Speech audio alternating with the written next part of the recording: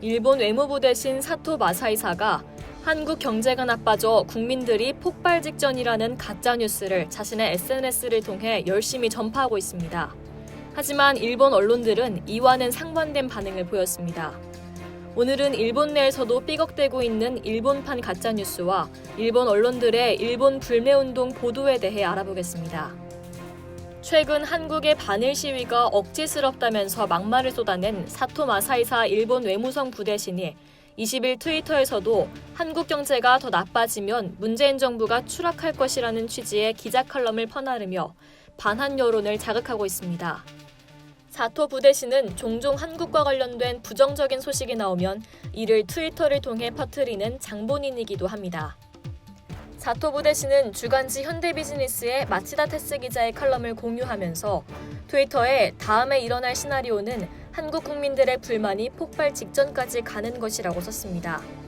사토 부대신이 공유한 칼럼에는 이달 초처럼 예측을 웃도는 속도로 한국 수출이 떨어지면 한국 경제가 더더욱 나빠져도 이상할 게 없다면서 반석 같았던 문재인 대통령의 집권 기반인 여론의 높은 지지율이 흔들리는 사태가 물밑에서 조용히 진행되고 있다는 주장이 담겼습니다.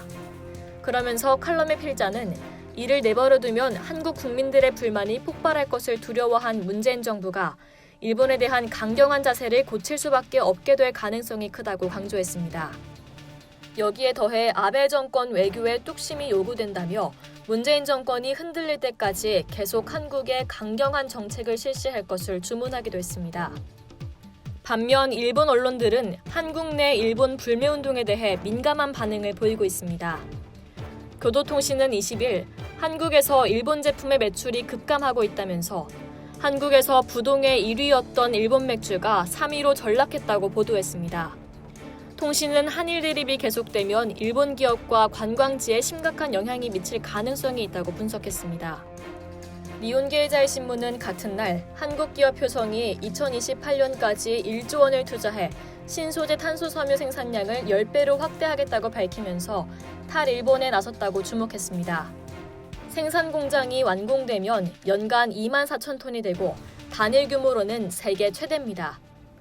NHK, 아사히신문, 마이니치신문, 산케이신문 등은 대한항공이 일본 노선 운항을 중단한다고 일제히 보도했습니다. 아사히는 대한항공이 이번처럼 대규모로 일본 노선을 축소하는 것은 이례적이라고 분석했습니다. 일본 언론들은 한국인의 80%가 연내 일본을 여행할 의향이 없다는 한국 여론조사 결과도 비중 있게 보도했습니다. 이상 여의도투브였습니다.